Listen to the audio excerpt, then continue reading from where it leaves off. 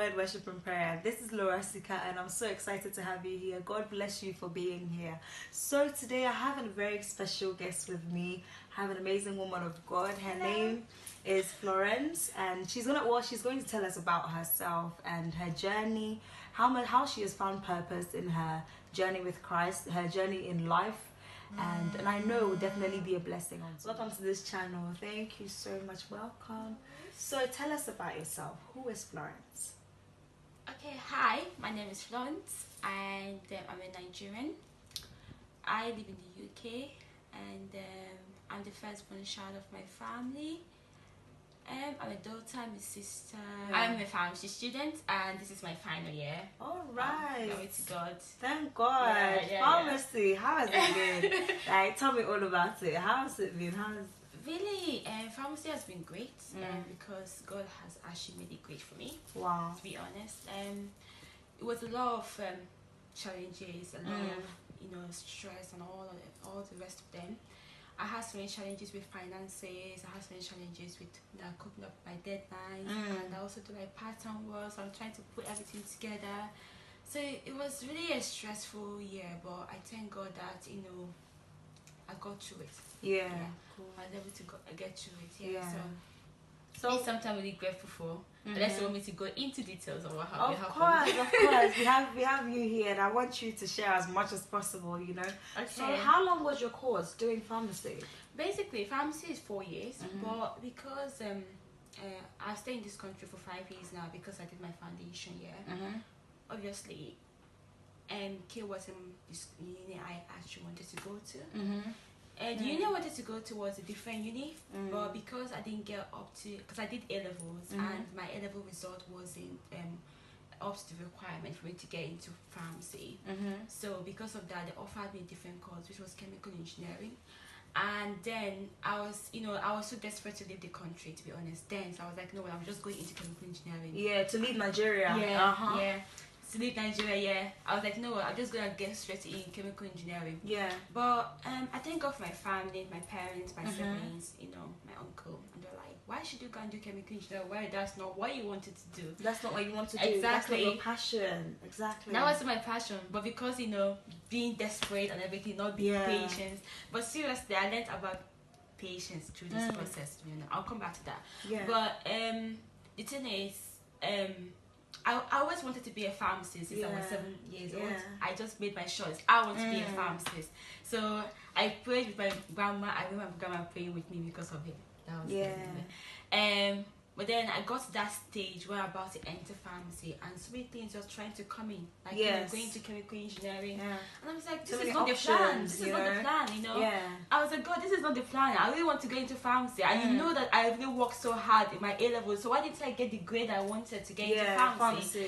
I was so like, I won't say I was depressed, but I felt really bad, and I felt like giving up. I don't want to study pharmacy anymore. Since I put all my effort to get to this stage and I didn't want to get pharmacy, I won't stress myself. You know what? I'm gonna do chemical engineering.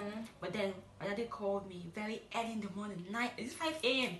5 a.m. He asked me to come to because he always do like morning devotion and stuff like that. But then we came in earlier to like talk to me. I was like, do you really want to do chemical engineering? Is it really what you want to do? And I was like, to be honest, this is not what I want to do. And he was like, then why do you want to do chemical engineering? Why are you applying for it? Exactly. Why don't you go into pharmacy foundation year? I know it's gonna be another extra year for you, but why don't you just go into pharmacy foundation year? Then after that, they can go into pharmacy. I'm like, okay, that's a good idea. Let me try it. But then on the second thought, I was like, no, I don't want to go. Why? Because the money. I was like, finances. Exactly. Because I didn't have to pay for A-levels. Now coming to pay for my foundation year, I was afraid I wouldn't make it to pharmacy. You know what I mean? I was like, no, I can't do that. I don't want to waste your money. I don't want to go. Yeah. So one of the biggest obstacles was the fact that like you would have seen as a very lengthy process. From the fact that it would have been lengthier because now you have to do a foundation year before you actually get into the pharmacy school. So that was like something that put you off, isn't it? Yeah. Because I've thought about it. So many people wanting to go into like other courses, like which they're really passionate about, but then they think about it, committing 4 years into like pursuing pharmacy or pursuing kind of engineering or something, they're like, I don't think I want to, it's too long. But recently I talked to my uncle and he was telling me that, like he knows somebody who actually had a degree and then later on went to do medicine, and he was like, it went so quick that now he's graduated and he's already starting to practice. And I'm like, wow, time actually goes really quick when you're busy doing what you're called to do.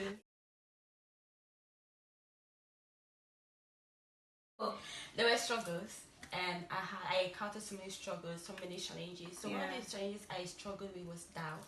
I had to keep telling God, please help me with my unbelief, help me with my doubts. I don't want to be doubting, because that's the thing that sets you back. It makes you not to go forward. So I was like, okay, when I did my foundation, I actually had the receipt. To be honest, with one of my subjects, and I was like, God, am I not going to make it to pharmacy? Kind of thing. Like, God, this I want to make it into pharmacy. I don't want to go to because if you don't get the requirement for you to get into pharmacy, they'll make you to do a different course.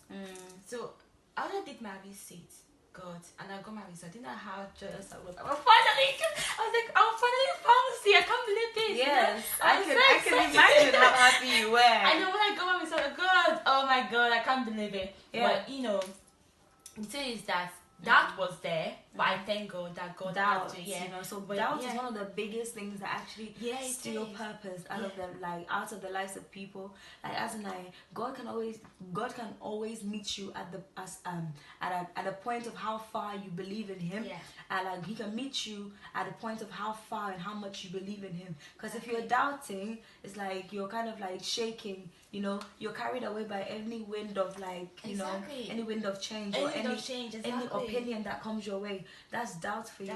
But like when you're steadfast with faith, you're believing that, hey, this is who I am, this is what God wants me to do, this is what I want to do, and with the backing of His help I can definitely, like, that is amazing. For you to actually gather courage at that age when you started your journey to like actually go against all odds, like in spite of all the doubts that you were being thrown at, you still went for it. That's really commendable. It was doubt. Doubt is a very serious thing. You just need to believe that that you can be able to achieve this, you can be able to like get this. But you have to believe in the word of God. You have to stand on the word of God on that. You can't just like I believe to do this. But you just have to like let God know of your tell God what you want.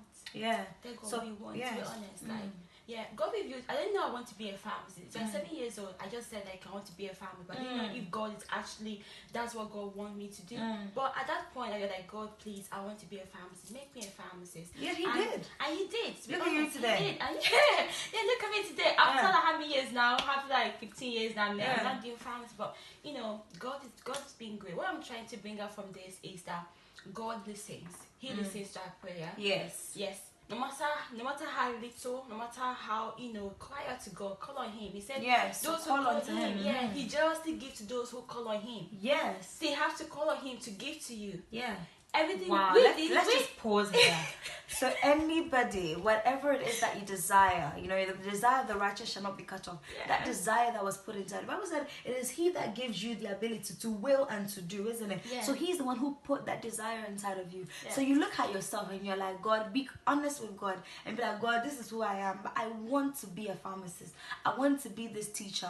I want to be this engineer. God, make me this. This is who I want to be. You have put this desire inside of me because you're able to make me. So God, I give it to you. I give it over. Help me, make me into this person. And He will. Look at Florence today. From 7 years old, at the age of 7, she wanted to be a pharmacist, and she asked God to make her a pharmacist. And today she is here testifying to the glory of God that indeed that prayer was answered.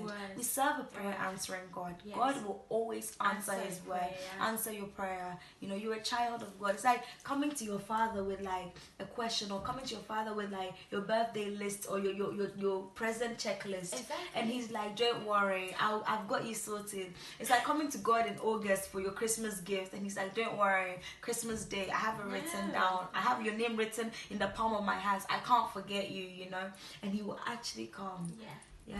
That's amazing. God's any other setbacks or anything?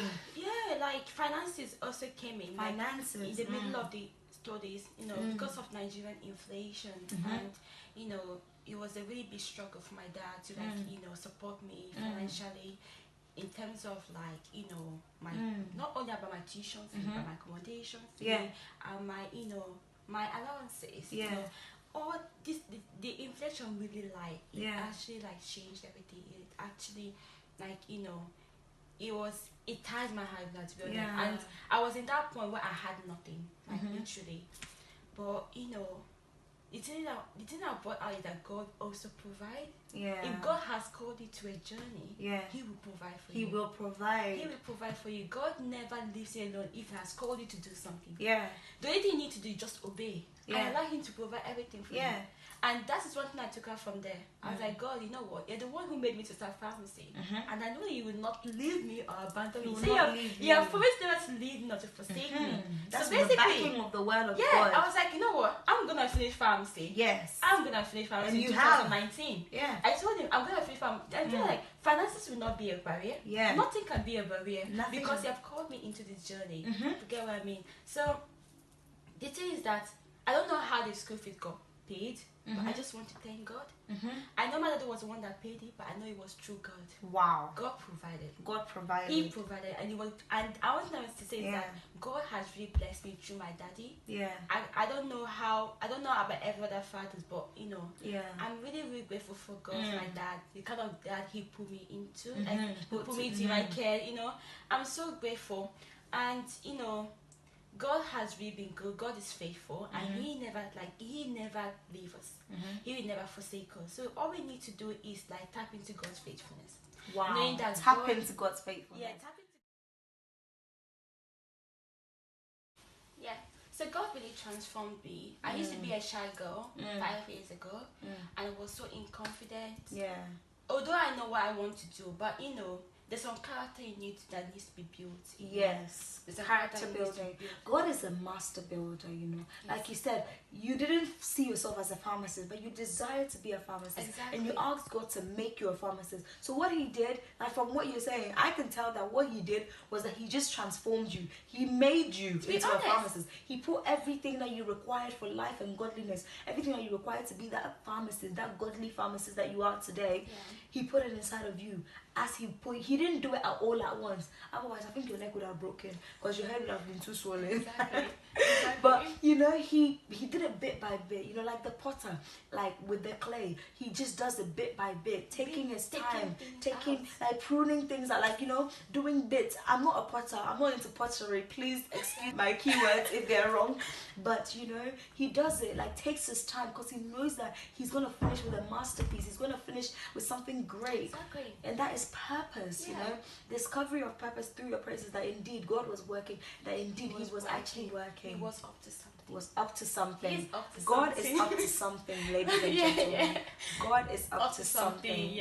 No matter how bad it may look, no matter what evidences had been thrown at you, no matter how much you see yourself as not being who God wants you to be, God is up to something. He's working something out. You're in His hands, like the clay is in the hands of the potter, and He's shaping you. He's molding you into the perfect person that He wants you to be for this world. You are one of a kind, one in millions, one in a lifetime. There will never be anybody else like you. God has you here for a purpose. He has something special for you to do, and He's taking you through a process. He's refining you, not like silver, but He's refining you like gold.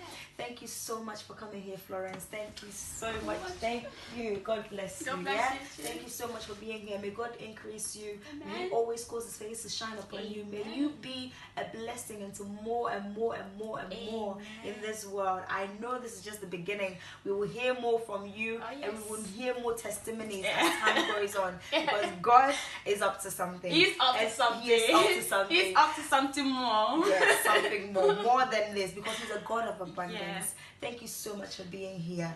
I'm so excited excited to have you. I'm so excited to have had you here. And thank you very much for watching. Yes, if you have been blessed by this, please leave us a comment. Say hello to Florence. Let her feel welcome on this channel. Share with a friend. Like and subscribe if you're new here. Yeah. I'm Laura Sika. This is my very good friend Florence. She's an amazing woman of God, and you've heard her life story so far. And we know that greater is He who has begun a good thing in her. You know, He'll bring it to the perfect end that He has for her. Thank you very much for watching. God bless you, and don't forget to be a blessing, be a blessing, and be a blessing. Bye. I'm blessed, so blessed. I'm blessed. Every hour, I'm blessed. Every moment, yes, I'm blessed. First Class Honours and the Royal Pharmaceutical Society Award for the Best Student on the M.Pharm degree programme in 2018-19, Florence Obigeri Oswagu.